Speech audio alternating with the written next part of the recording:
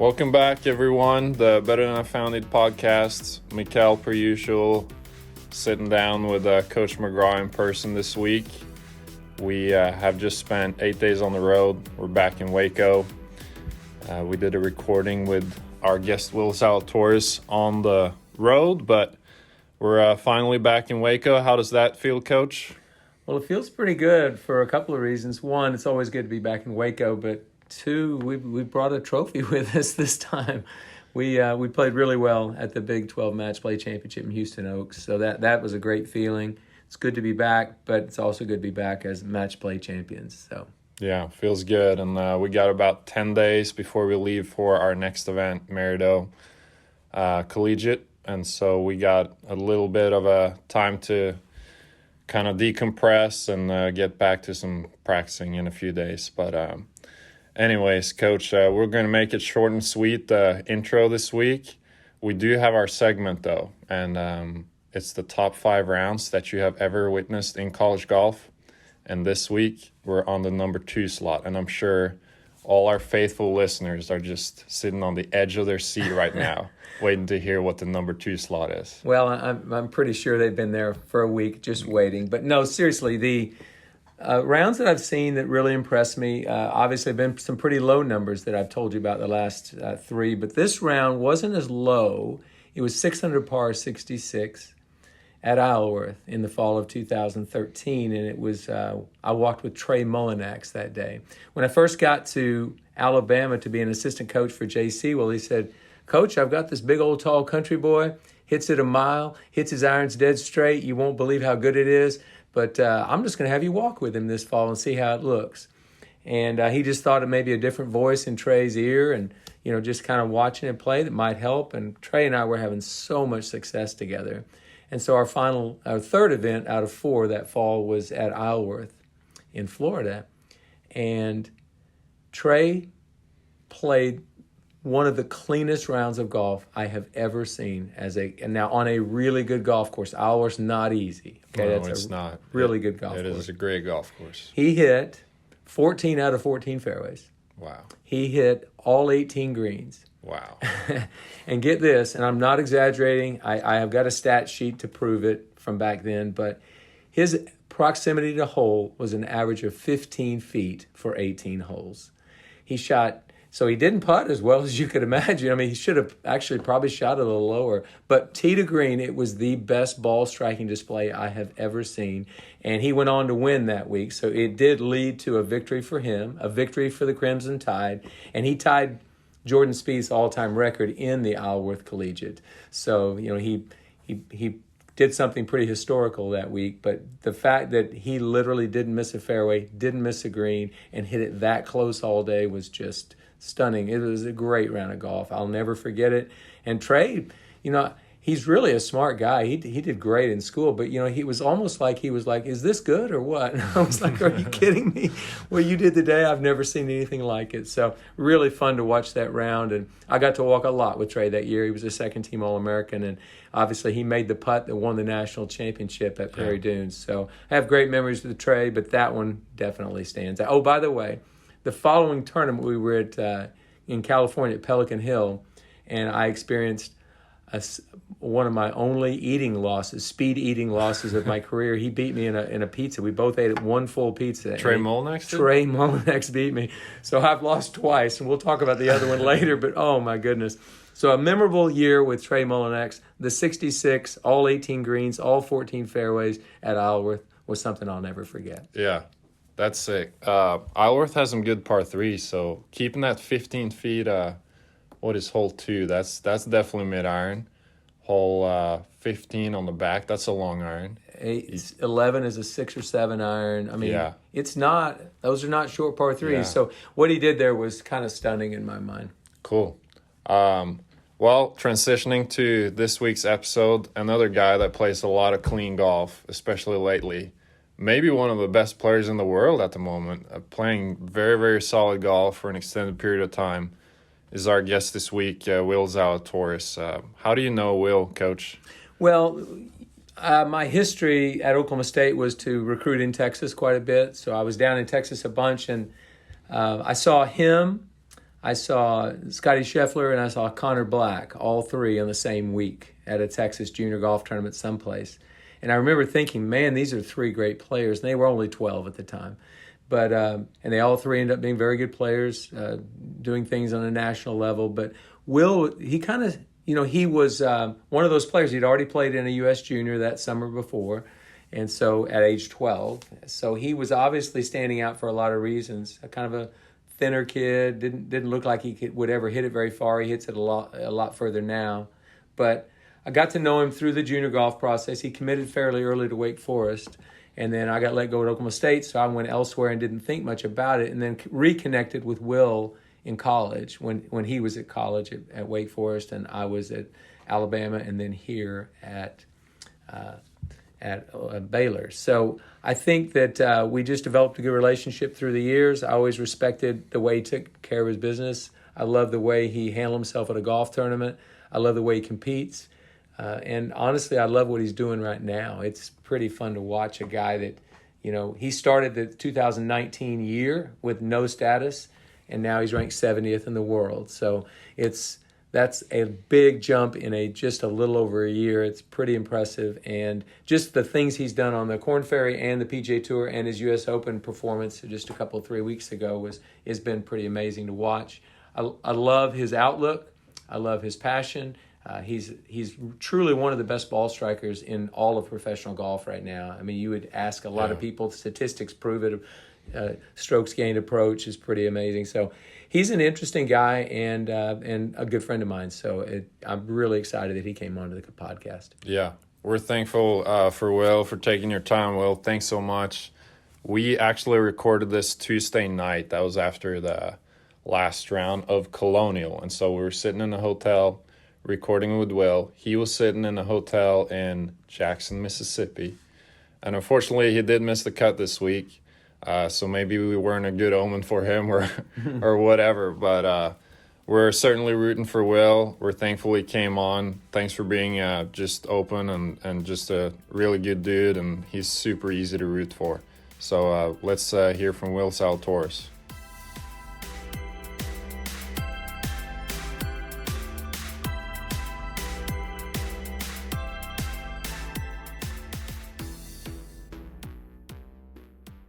Okay, Will Zalatoris, welcome to the Better Than I Found It podcast. Thank you so much for coming on today.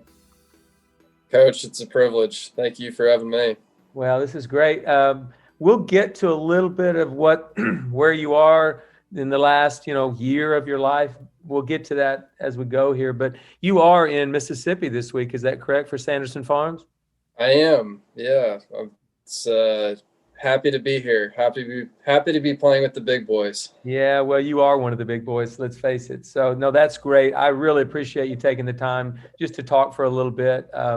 I've been trying to come up with really interesting people, really inspiring people in this podcast that give insight. And I know you can do that. And I've really enjoyed watching your career through the years. When you were just a little junior golfer, I noticed 3 players when I was still at Oklahoma State that were young 2014 graduates, but you guys were ankle biters. And that was you, Scotty Scheffler, and Connor Black. And you kind of all just came on the scene as very young players, very good ones, and all completely different kind of golf games.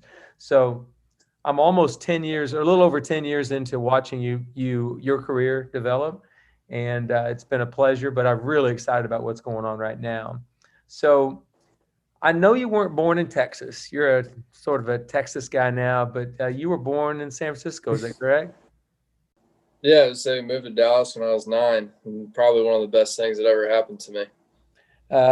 Just because of the more availability to more golf, or just what? Yeah, I think you alluded to, Scotty and Connor, and we had Jordan, who's 3 years older than us. Texas golf, specifically NTPGA, has such great funding. And I mean, you could play basically an event every single day in the summertime. And on top of that, we've got some really world-class teachers that are around town. So you add in the competition, you add in great teachers and, fairly decent weather year round, it's just a, recipe for success. Well, I would agree with that. I'm obviously from Oklahoma, so I didn't live in Texas until I got to Baylor. But I did watch as I was working at Oklahoma State for Mike Holder, and then later when I was the head coach, we did a lot of recruiting in Texas. And there was a reason. There was a reason that some of the best players in all of junior golf are in Texas. And I think you could safely say that Florida, California, and Texas produce the lion's share of the junior golfers. And I don't think Texas takes a backseat to anybody. In fact, I think there's been 9 U.S. Junior champions in the last 20 years from Texas. I mean, just do the math there. That's crazy. And so crazy. It is good that you ended up here, I think, for that reason. If nothing else, it gave you a lot of competition around you. You had to get better or else. And exactly.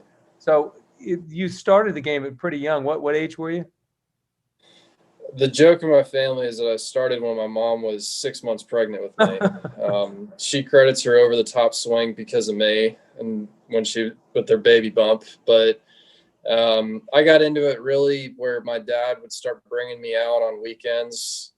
3 or 4 years old, but I didn't play a single golf tournament until I moved to Texas when I was 9, but it was always something that I wanted to do. I played baseball, I played basketball, I played a little bit of soccer growing up. I played baseball later than any other sport. I didn't quit till I was about 14, but golf, basically the way how I got started in it was my dad would take me out on Saturdays after he plays a little Saturday morning game, and we'd play 1, 2, 3, cut over on number 4 and go to number 9 at Cal Club and get an Orange Julius milkshake and drive on home. And so that's how I got into it. And then my dad wanted a little bit more structure, just as opposed to me just hitting golf balls with him. He's like, look, I'm a 15 handicap. If you actually want to, be good at this, you got to take lessons. And so he took me to Jim McLean Golf Center where Greg Copeland taught me. And basically until he moved to Texas, and he really kind of fueled that fun feeling of playing golf. And he was so great to me, giving me, it was basically a driving range and a 9-hole par 3. And, was giving me free balls to, go practice. And they had those big nets that are like 10 feet wide with the yellow diamond in them. And I try to basically knock, there was one that was about 80 yards out, and I tried to knock as many balls into the diamond as I possibly could.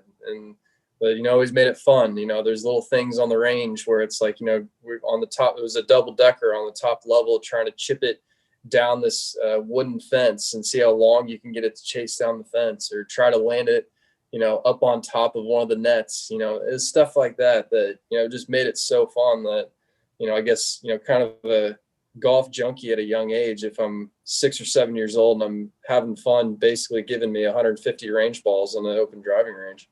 Wow. Yeah. See, I love that story because so many really good players, their fathers were very instrumental. You talk about 2 of the greatest players who ever touched a golf club. Charlie Nicholas absolutely worshiped the time he got to spend with Jack on a golf course. Was just something they treasured. And I know Tiger Woods was very much the same with Earl. So, and then you could just take hundreds of thousands of parents that have made golf available to their kids.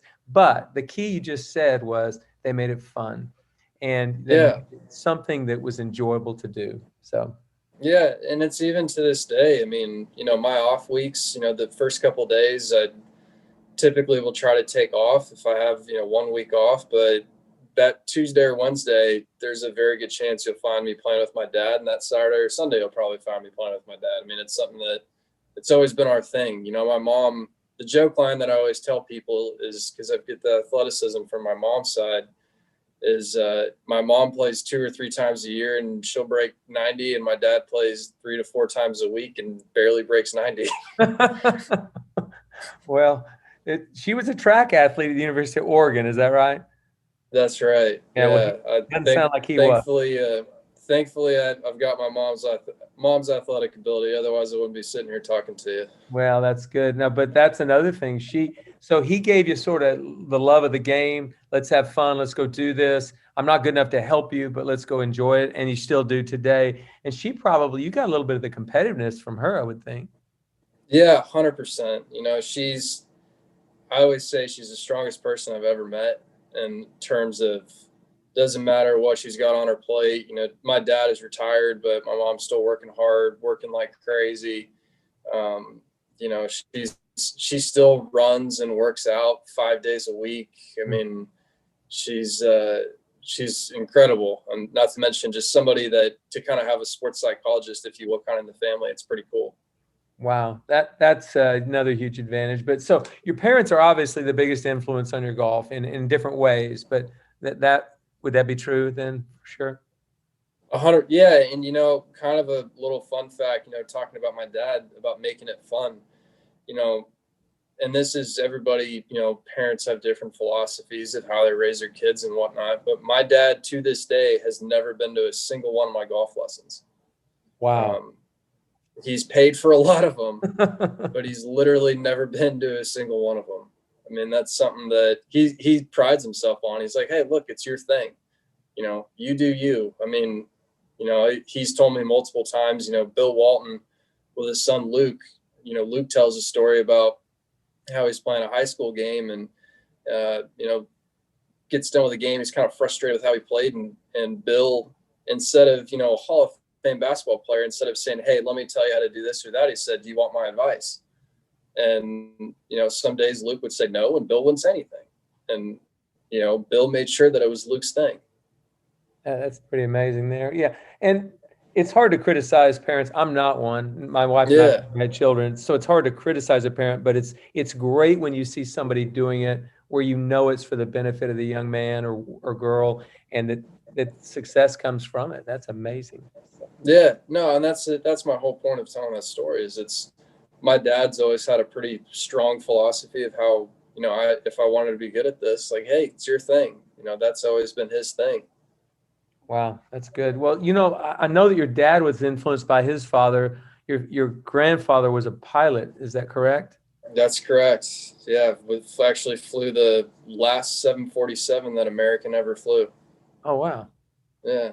That's crazy. And your dad has flown as well? Is that correct? Yeah, he flew for a long time. Both my uncles flew.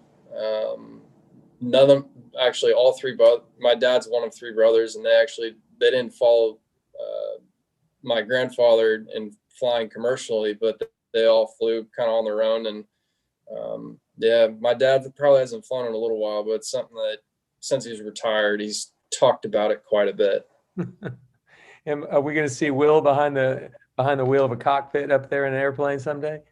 Maybe. I'd love it. I mean, it's in our blood, and we were talking about it. How it's something that when you're flying, it's you've got to be at full attention. You're fully mindful of where you are, and that's something that when you're a golfer, where at least it's something that I've learned as a professional, and even for the kids in college, where it's get up, go to class, go play golf, work out, whatever it is, boom, boom, boom. How it's easy to just kind of lose your mind. Something that where you just have to sit there and focus. It's kind of enjoyable. That's great. Well, we're going to talk about your career at Wake Forest here in just a bit, but really the most famous golfer / pilot in history is Arnold Palmer. And I know you have a great amount of respect for Mr. Palmer, but he was literally a pilot when he got in that plane. He was no longer the most famous athlete in the world. He was just a pilot, and that's the way he treated it. And I've seen several documentaries on that and read some about it. I mean, I'm sure that's the way you would be, right? Yeah. I mean, he's obviously walking by his statue every day for 4 years. I've got a ridiculous amount of respect for that guy. That's great. That's great. Well, so we'll get to that Wake Forest career here in just a bit, but I do want to say you moved to Texas, and from what I know, that's probably one of the greatest things that could have happened to your golf was moving to Texas. 100%. Yeah. I mean, when we first moved here, or moved to Dallas, my family joined Bent Tree Country Club, and David Price was a longtime head pro there for 34 years, I believe. And David's been a second father to me basically since I was 11 years old. And, kind of the whole story of how I got started with him was one of our assistants at Bent Tree had broken his leg, and I had worked with him for a while, and he couldn't teach for a little bit. And I was playing in some junior events, and I thought I could do better. You know, I wasn't playing poorly, but like you said, getting a little bit of the competitive side from my mom, I wasn't happy not winning golf tournaments or contending in golf tournaments at a young age. And Mr. Price and my dad went to Mr. Price and said, you know, hey, would you mind, you know, working with Will? And he said, why don't we just have a sit down conversation? Like, you know, I know he's 11, but let's just talk. And Mr. Price actually worked with Harvey Penick for growing up. And he tells a story about the first few lessons that he ever took from Mr. Penick. And he was a strong left-handed kid from West Texas and would just hit kind of a going draw and never really released the golf club. And Mr. Penick showed him how to release a golf club. And he said, you know, grab a pitching wedge and I'm going to show you how to release this golf club. And I want you to hit 15-yard shots with it. And, you know, we'll come back tomorrow and we'll work for a little while on it and hit something longer. So David ends up hitting chips basically for 3-4 hours and ends up going home, comes back the next day. And Mr. Penick said, well, you know, how are you feeling? He said, well, I'm a little sore. You know, I'm just not used to my left hand releasing that hard. And he goes, well, good, let's try to hit something longer today. And so David's thinking, I might hit something longer. Gives him an 8-iron, tells him to hit it 50 yards, come back tomorrow. And what he basically told me when I was 11, and he knew that I wanted to be good and knew why I was sitting in there, which it's a tough thing to, you know, if the kid doesn't want it, it's kind of hard to have this conversation with it, but he knew that I wanted it. And he said, look, I know you're out here having fun, but you know, when you're out here playing with your buddies, like, are you out here just because it's social hour, or are you out here because you actually want to get better? And, you know, my 1-hour lessons with Mr. Price would go basically, we had a couple 1-hour lessons. I would go 2.5 hours just because we were working on something and wanted to get it down. And ever since then, he's been there for me through the thick and thin. And obviously now he's retired. And, you know, even to this day, we'll start hitting golf balls and we'll just sit there and talk and kind of talk through things, go through memories, kind of talk about life in general. I mean, so to kind of have somebody, like I said, he's a second father to me. Probably one of the most influential person in my life that's not a family member. Man, that's a great story. My dad was a club professional for a long, long time, and occasionally I'll get an email or a text or a message from somebody who took golf lessons from my dad when they were young, and I love hearing that because you never really know what the impact is going to be, and it's obvious that David had an amazing impact on you, and it's resonated with you even to this day, and probably will for the rest of your career. Absolutely.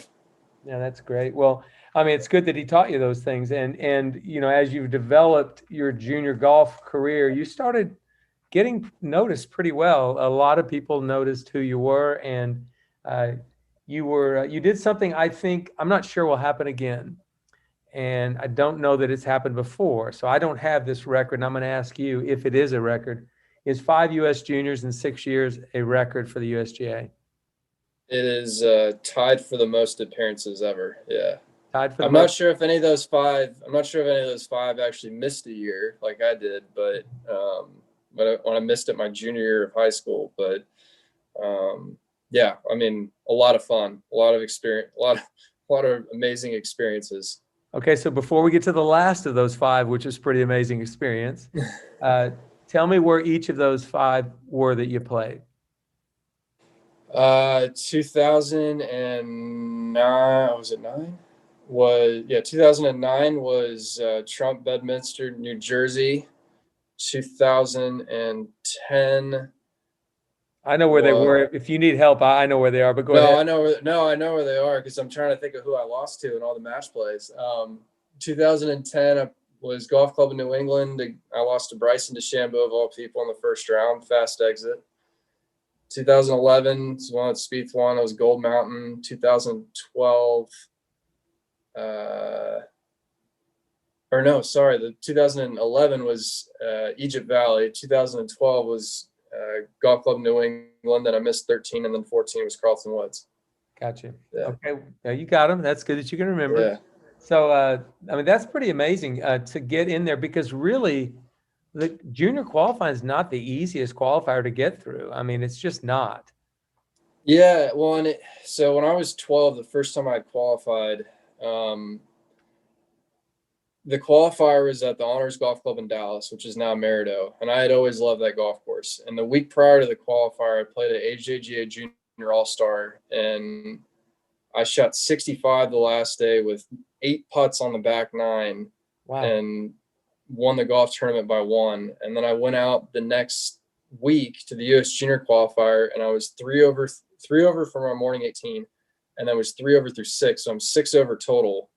And 16 went off the back in the afternoon. I said, let's just try to get a birdie or whatever. And granted, I'm 12, but try to get a birdie on this par 5. And then I made a 20-footer, then made another 25-footer, then made about a 10-footer, then chipped in on 1, and then made a 6-footer on 2. And now all of a sudden I'm birdied my last 5 holes, and I ended up holing about a 40-yard wedge shot on 6, and then birdied 8, 9, and got in by 1.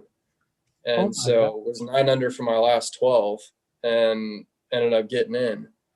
And so that was literally the first experience of my life where I was like, I can compete with these guys. I know I'm 12 years old, but I can compete against these older guys. I've now done it. And I think that's why, especially playing against guys like Jordan and Scotty all those years growing up, I think it's especially hanging out around the older kids, that's something that kind of gave me a little bit of that confidence that I can kind of contend anywhere. I think it's important for any of us to have people pushing us always, or to find people that you're not as good at and go figure out how to beat those people. And what doesn't matter what endeavor you're doing, what profession. And so that was a big reason why moving to Texas was big for you, because there's so many good players. And it's not like given that if just because you drive to Waco or you drive to Austin that you're going to win a junior golf tournament. There's plenty of good kids in those towns. Absolutely. Yeah, well, so your career started developing, and you've become this highly ranked junior player, at least in your class. You were one of the best in the country in your class. And then there was kind of a time when, toward the end of your junior career, that it just wasn't as good as it was, or at least you were in a lull. Would you would you call it that? Yeah, 100%. I had, from my end of my freshman year to the start of my senior year, I had grown 11 inches and started kind of not hitting it very well. And something that I kind of has always been a fault is I've always been a pretty big tinkerer and trying different things. And, when I'm not hitting well, not putting well, and, having that success and those high expectations at such a young age, I just wasn't mentally, mature enough to really, kind of take a step back and kind of start over and rethink kind of how I'm playing or, what I'm doing. And that was kind of where, Scott Fawcett had been a really close friend my entire life, or, really since we moved to Dallas. He had kind of been there for me kind of through that all, and really try to help me kind of get things back on the right track. And started working with Cameron McCormick, and those two put together in 2014 that really kind of turned things around for me. Well, Scott kind of gave you obviously Cameron gave you some technical instruction and kind of helped you work with that part of it, but Scott kind of gave you something that you probably never thought you were going to get, or didn't think it was coming. I'm sure of that, correct? Yeah, absolutely. So, the whole story that with Scott and I was, it was the summer before I was heading off to college, kind of played a little bit better. I had won a couple high school events by a lot, which, I know that they're not AJGA invitationals, but enough to kind of get me going again and feeling pretty good about things. And, he just said, "Hey, I'm going to come caddy for you in the state am right after I qualified." And I said, "Yeah, it'll be fun. You've never done it before. We've talked forever, but you've never caddied for me." And he had the thing about Scott is he'll get up at 2 a.m. and start crunching numbers on spreadsheets of golf stats. And this is where Decade had kind of all started. And the genesis of Decade really was he just took all of these approach numbers and strokes gained stats and basically said, hey, we're going to try something this week. I'm going to club you, and I'm going to tell you what to hit off of every single tee, and I'm going to tell you where to hit whatever club you think we should hit wherever a flag is. And I said, all right, fine. And there was literally, in 72 holes, there was only one time that I said something that I was like, I don't think that's right.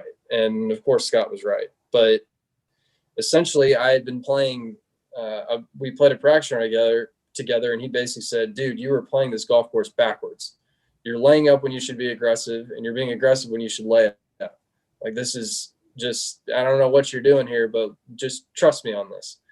And needless to say, we ended up winning the Texas State Am together in 2014, and then he caddied for me a month and a half later, and we won the U.S. Junior together. So he really was instrumental in the turnaround, and obviously Cameron as well, during that time.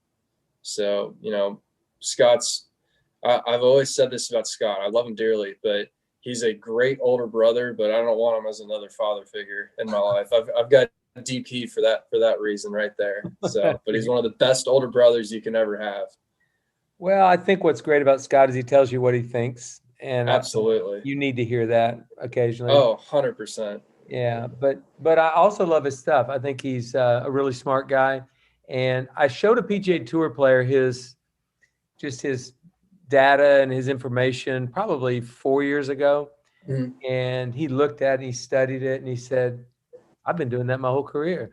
Meaning, that's why I'm a great player, is I do these things already. And Scott, all he did was put data and numbers and statistics and all of that to what coaches really have been trying to teach forever, but haven't been able to do it because they had no way of quantifying it. So absolutely. And it was almost overnight for you, wasn't it, that you kind of changed? Yeah, 100%. I mean, I basically gone from a kid who was a little more kind of fly by the seat of my pants, where if I'm hitting it good, I'm going to fire at everything. And if I'm hitting it poor, I'm just going to, all right, let's just get on the green and get moving. And to basically have the statistical backing of basically where I should aim. And, I think that really just kind of added a little bit of confidence to what I was doing.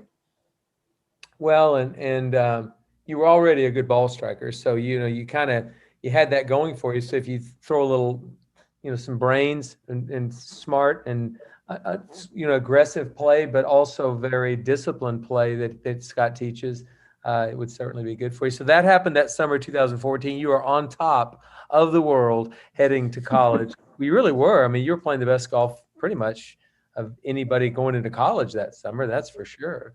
So, and you went to Wake Forest. Let's talk about just kind of life at Wake Forest. I know they have a long-standing, really solid, very competitive tradition. They've been great for a long time.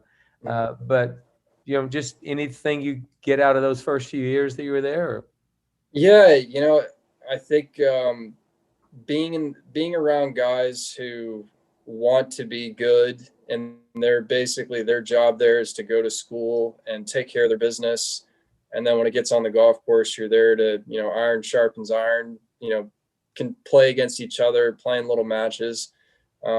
That's something that I really felt that, playing those little 9-hole matches against the guys when I first got to school, it really helped me mature and really helped me become a better player. The part where with Wake is it's obviously an amazing academic school on top of the rich golf tradition. There's a high standard there. And I think that's something that, it really challenged me, but in the best of ways. And, I came into school and, not to think that, when I say I needed to grow up, it's not saying that when I got there, I needed, I wasn't cocky because I'd come off a good summer. It was just, I'm an only child. I've always been really close to my parents. I went to a really small Christian school, and, I've been pretty sheltered small Christian high school. I've been, fairly sheltered my whole life. And, it's kind of, you need to turn into an adult, and that's what college is for. And that's something that, basically my job when I got there was, obviously get an education. And then, right underneath that is to become an adult and become a professional. How can I become a professional golfer? as fast as I can. What do I need to do? And that's something that, I kept asking Coach Haas and Coach Dan when he was there. It's just basically, what do I need to do better? What do I need to do to, what are things I need to look forward to at the next stage? And I basically try to treat college in a sense of, how can I become a professional golfer in the best sense possible? Well, we coaches are always trying to tell kids to do that. So maybe you can help us out with that one, because that's truly what it is. It's 4 years to grow up.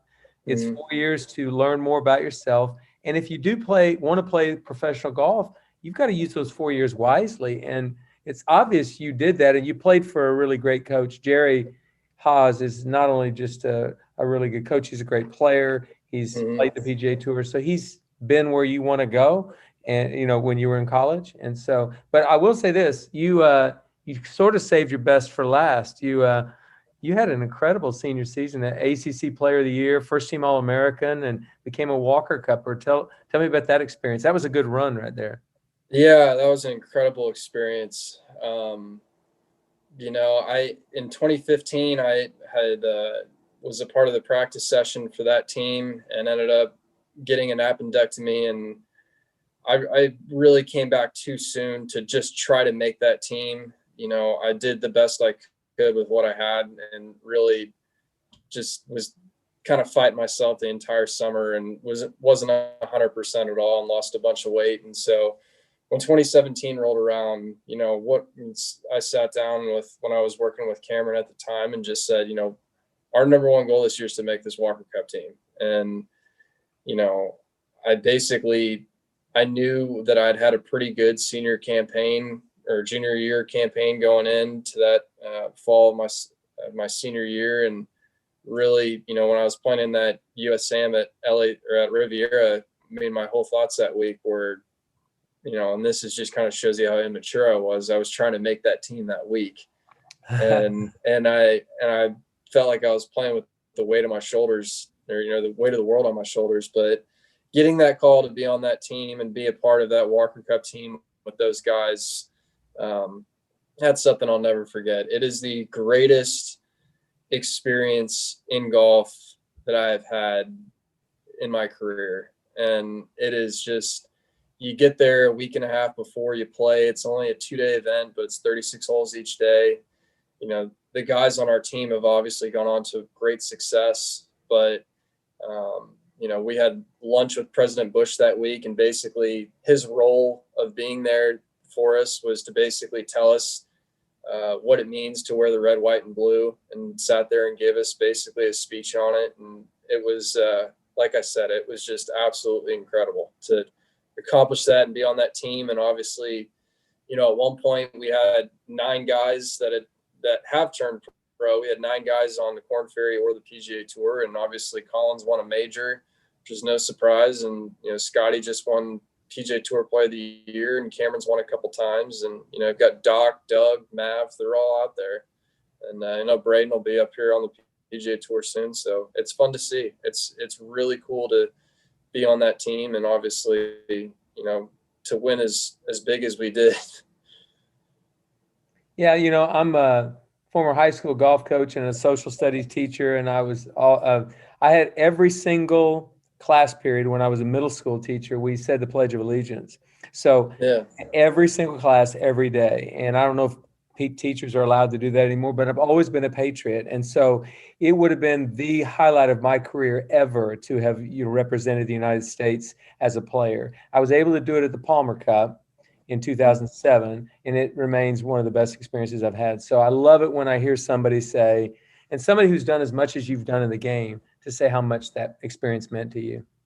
Yeah, well, and I even, I'm in my hotel room in Mississippi right now, and my duffel bag that I use for all my clothes is the Walker Cup duffel bag, and then I've got a workout gear bag that's from the Walker Cup as well. And I think my backpack's from the Walker Cup. So it's obviously it's not about just the Walker Cup. It was more about 10 guys representing the country that week, and you're one of the 10. It's it was hard not to get misty-eyed when they're playing the national anthem, and you're all standing there together in our green jackets and our American flag socks, just, basically come out the next day firing.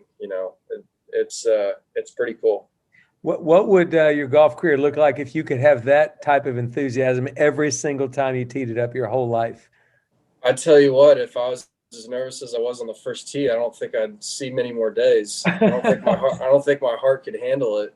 I mean, they had us teeing off the practice putting green on number one, and of course it's a nerve-wracking tee shot to begin with, but I'm just scared out of my mind I'm going to slip and top one into the bushes because it was so tight. So I've never teed up a ball so high in my life and made sure my feet weren't moving. Well, that's good to hear that you had that good experience. It's not very many people get to do that, so that's pretty awesome. So let's get back. We're kind of up to the point where you've started playing pro golf. You finished it at Wake Forest, and you literally played. How many times did you Monday in or play in PGA Tour events in 2018? I know you played in a few. So in 2018, I got 6 starts and qualified for the Open. And every week that I had not gotten a start, I had done a Monday qualifier for the Korn Ferry Tour, which I was probably, if I were to give you a ballpark, I think I was probably like 1 for 17 or 18. Not good at all. Okay, that's good. I mean, that's not good. That's just real.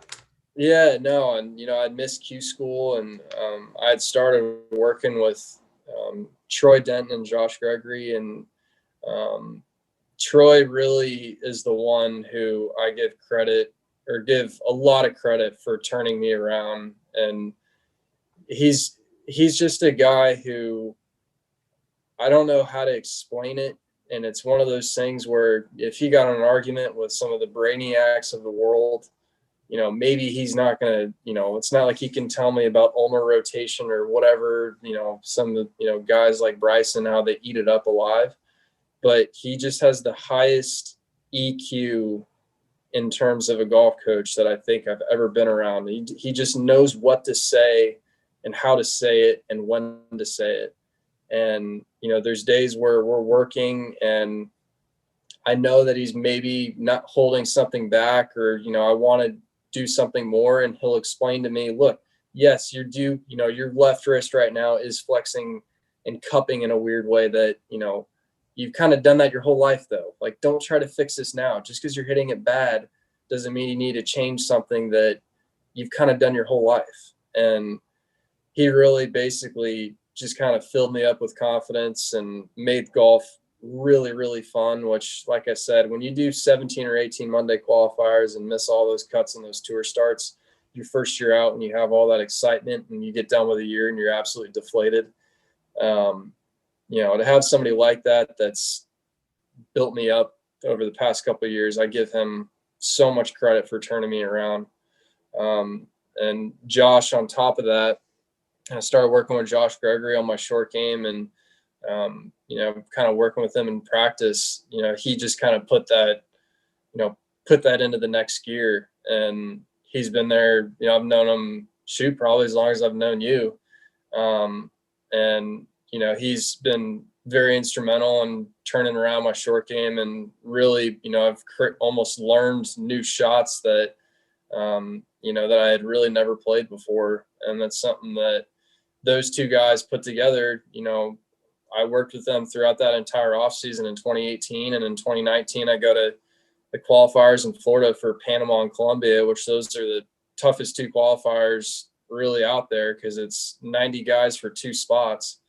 And I went out and shot 64 to get into Panama. And, like you said, it's just, it's one of those things where it just, once you get a taste of it, it's just, I knew that I could, I knew I was back, if you will.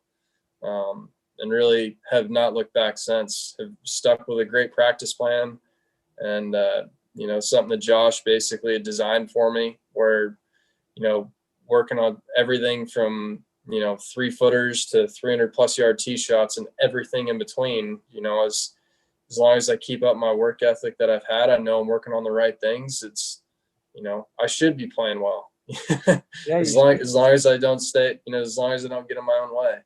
Well, you mentioned something a minute ago that I think is pretty significant, and I've had a pretty serious, reputation for talking about this a lot, and that is there's instruction and how important that piece is to a player. And there's not all good instruction out there. And not everybody who's a good instructor is going to resonate with every player. So it's a pretty important combination when you get somebody who can help you, walk alongside you, and help you improve. And that's what the goal of instruction is anyway, is to improve skills and build confidence or conviction in what you're doing. So. Well, and if this kind of shows you about Troy, he walked with me during the U.S. Open a couple of weeks ago, and he watched, I think, all 27 holes that I had played that week in practice rounds. And I hit a couple squirrely shots, whatever. I mean, it's the week before an Open, maybe, I get some jitters going or something like that. Or, he kind of asked me when I got done, what are you going to do? And I said, I might go hit a couple balls. And he said, dude, just go home. You played last week. Like, you don't need to do anything more. And I was like, you sure? I mean, I really didn't hit that great today. And he's like, you're fine. Just go home.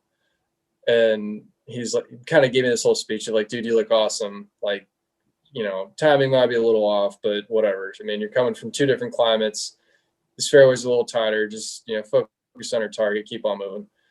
And so I ended up obviously having a great week. I finished sixth, and then I talked to him on Monday, and I asked him, I was like, because we were working on actually kind of some wrist angle stuff. And I was like, how are my wrist angles? And he just said, oh, dude, they were junk. They were terrible. He's like, I wanted to say something so bad, but it's Monday, Tuesday, Wednesday before the U.S. Open. Like, I can't, like, what am I going to do? And that's something that, just like I said, he knows what to say and when to say it. And so, the fact that the Monday after the Open, he's like, oh, dude, they were awful. I was laughing like crazy. I mean, I love that guy.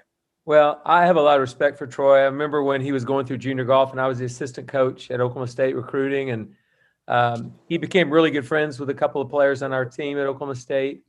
I've watched how he's worked with people, and to me, there's genius in knowing exactly what he knows and how he's working with you. So there's a lot of genius in there. Everybody wants to put their stamp on somebody, but the truth is all he really wants you to do is play well and enjoy what you're doing. That's what he wants. And it doesn't have to have his stamp on top of your head. So I really appreciate that a lot about him. And obviously it's working. You're doing very well right now. So let's talk about this year real quick. If I can just throw some statistics out. For one, I think you've made a little over $400,000 on the Korn Ferry. Is that correct? That's correct. First on the 25 list. Okay. You've had 10 top 10 finishes with a win in Colorado. Okay. I'm still accurate, or am I not? Yes, you're correct. And then you're on a pretty good run here in PGA Tour events. You finished sixth in the U.S. Open, which I want to hear a little bit about that golf course because I've seen it, been there, but I've never been there in the conditions you played it. And then last week at final round 65, really great way to finish, and finish tied for eighth at Punta Cana. Is that correct? Thank you. That's correct. Spot on. Tell us about the U.S. Open. My gosh, what an incredible golf course that week. Yeah, I had never been to Winged Foot prior to Monday.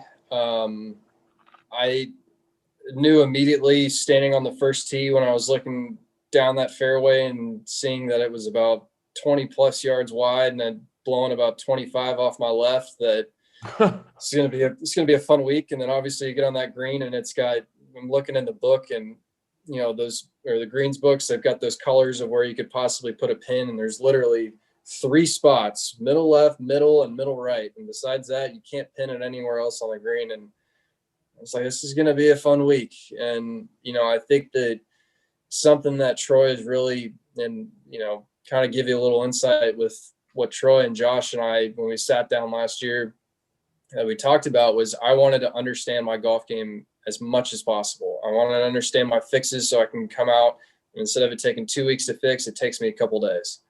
And in reality, I think that that's something going into, playing that Open where you just can't be perfect. And I wasn't really hitting it that great the week before in Chicago. It's nothing to really I had a nice finish, but I just made everything I looked at, basically the last 27 holes, to give myself a chance to win.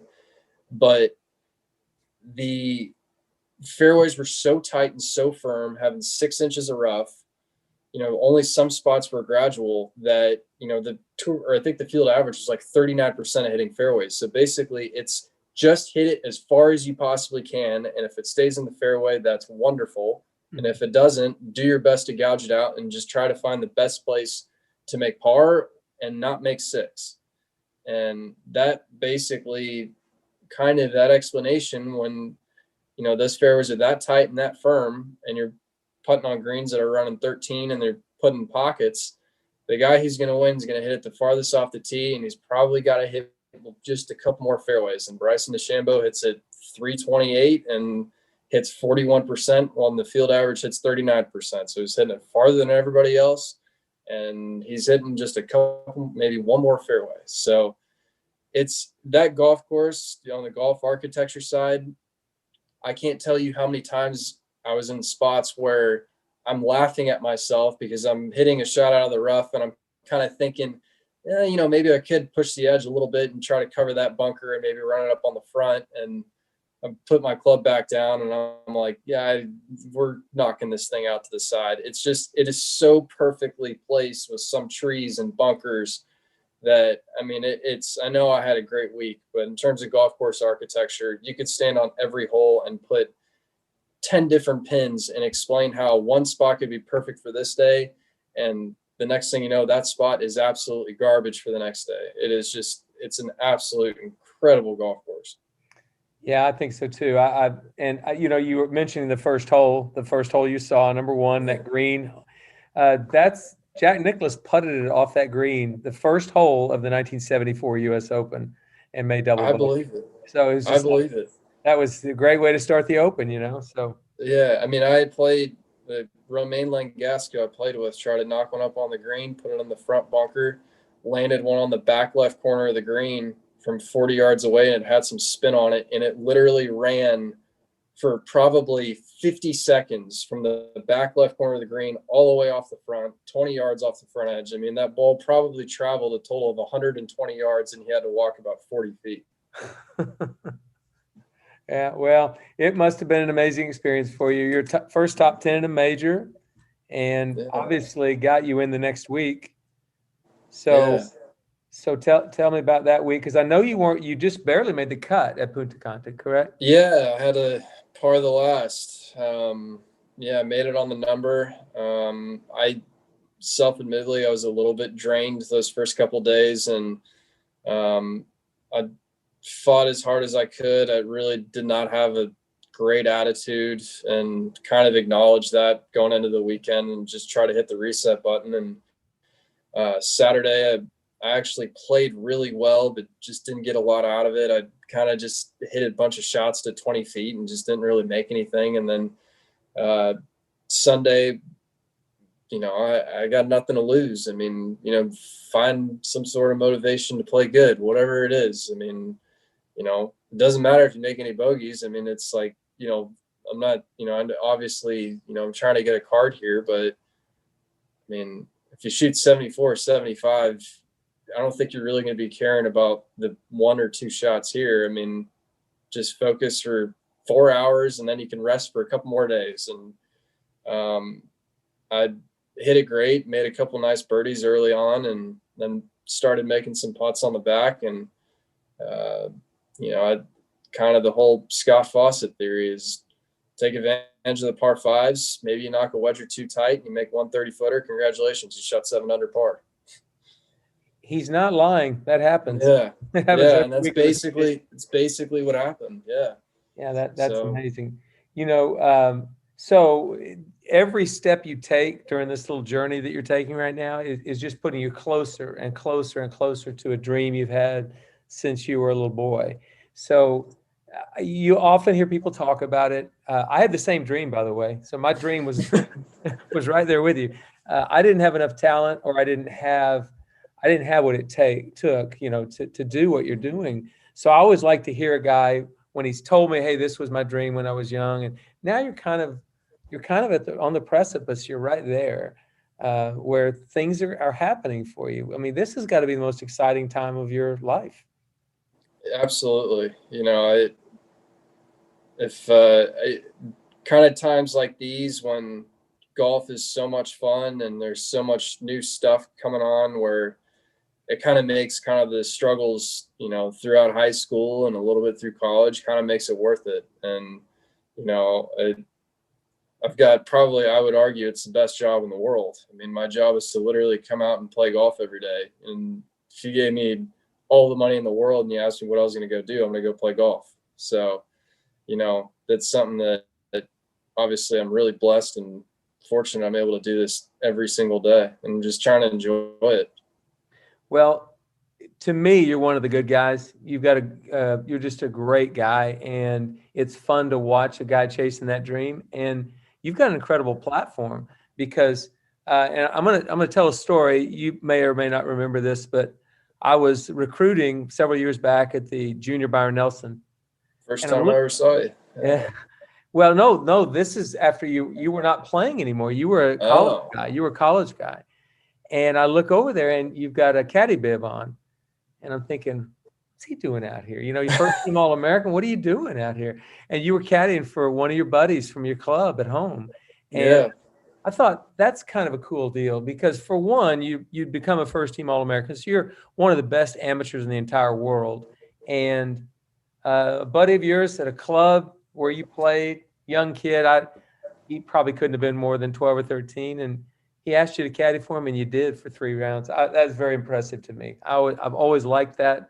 I haven't told that story very often, but I wanted to tell it here because that said a lot about you when I saw that day. Well, I really appreciate that, Coach, and it's something that my dad basically has always told me is that you can't repay the people that have helped you. You've got to repay the people down the line. And so I've had a lot of great people that have helped me along the way that, I can repay, DP with my great play and, basically, being there for him, obviously. And he's obviously been an incredible father figure, but, I can't really repay that guy. It's not like I can give him all the hours that he gave me. And so, I'd take those lessons and pass them on down to the next guy. And that's just kind of how it works. I mean, that's the chain of life. Well, you got a big fan here. I'm a big fan of yours, always will be. I think it's amazing. And I'm excited watching this journey. I know you're excited going through it. And really the journey is going to start up again basically on Thursday about 1:50. You got to see right. Playing with another ACC golfer too, aren't you? Vincent Whaley. Oh, yeah. Yeah. Hank Ludiota, actually. Oh, really? Is it? Okay. I looked at that wrong. That is another ACC. Boy. Yeah. Do you guys ever do the rivalry thing on that? I mean, they beat us so bad in football all those years that I don't have much room to talk. So I'll make sure I give them a little go Deeks here and there and make sure I remind them the first game day of the season was in Winston-Salem. But besides that, I don't have much room to talk right now. Okay, I got it. That's good. Well, listen, I want to do this. I'm not through with you yet.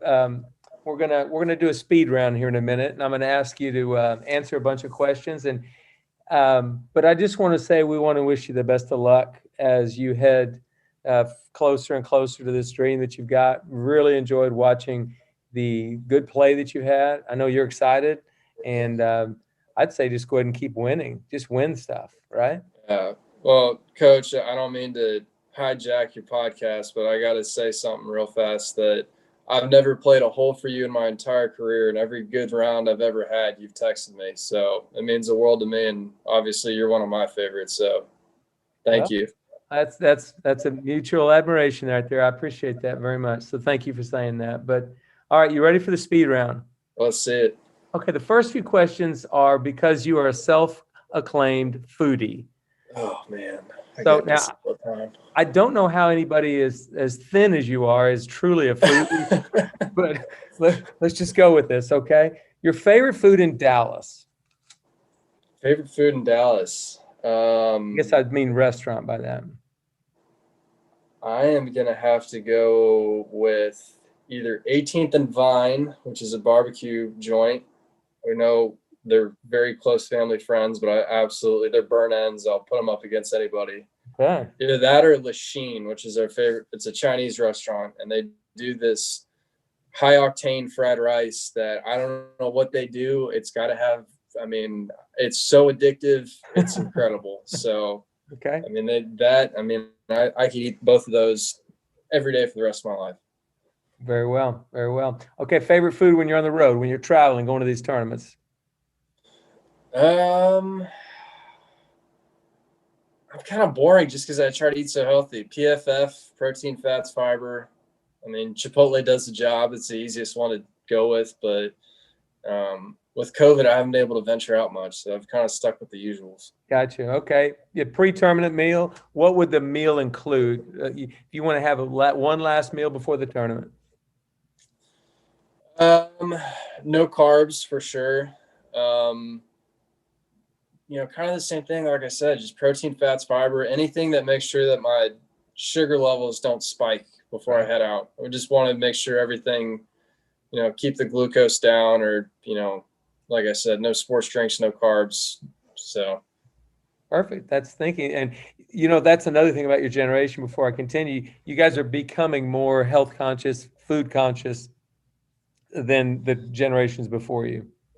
Yeah. Well, and I've just noticed it. I mean, I've honestly, I've tinkered with it a little bit over the past year, and I've noticed a big difference in what I eat and how I feel. That's great. Okay. Least favorite food in the world, something you literally hate. So I don't hate really any foods, but for some reason I cannot get into curry. Indian curry, for some reason, I've tried it. I love Thai food. I love Vietnamese food. But for some reason, when you get curry around me, I can't do it. I don't know what it is. You might be allergic. Okay. All right. Your roommate, Davis Riley, what's the biggest surprise, something you've learned about Davis that not many people know or you didn't know? He's an old man underneath it all. He's in bed at 8:30 and up at 6. But hey, I'm kind of doing the same thing. But I thought it was weird that I was going to bed at 8:30, 9 o'clock, and next thing you know, he's the one beating me to it. I was like, hey, you're perfect. I love you. Okay, so he's just an old soul. Oh, he's the best. Favorite college golf moment? Making a 25-footer at Duke for not only me to win by one, but the team to win by one. Ooh, you beat the Blue Devils right there with a 25-footer. In their backyard. Well done. Yeah, against them. It was wonderful. Good moment. Good moment. Favorite music? Either kind of like soft rock or any country. I'm more, when I listen to music, I'm more about relaxing than, I don't need rap to get me all pumped up. There you go. I like it. All right, Shawshank Redemption or Remember the Titans? I'll probably go with Shawshank Redemption. I think it's one of the best movies I've ever watched. Yeah, every time I'm scrolling through the channels, it's on. I just stop whatever I'm doing. I watch the rest of that every time. Shawshank Redemption and Inception. Oh, yeah. Good movie. All right, Dream Foursome, you and 3 others. Who are they? Tony Romo, Tiger Woods, and Tom Brady. Wow, you just went pretty much icons. Good job. Okay, tournament you most like to win? Masters. Perfect. I want to see you win that one day. I do. I'd love it. Well, gosh, Will, this has been great. I appreciate you just taking some time out. You've given some good insight as to who you are, where you've come from, and a lot of people in the world of golf are taking notice. Not just people like me that have known you for 12 or so years, but a lot of people are going, man, this guy's really good. So we're happy for you, excited, and just really looking forward to watching it continue. Coach, you're the best. I really enjoyed this and always enjoy my time with you. So I hope there's a lot more of it down the road soon. Absolutely. Well, go get them. Have a great week. Yes, sir. Thanks, Coach. We'll see you.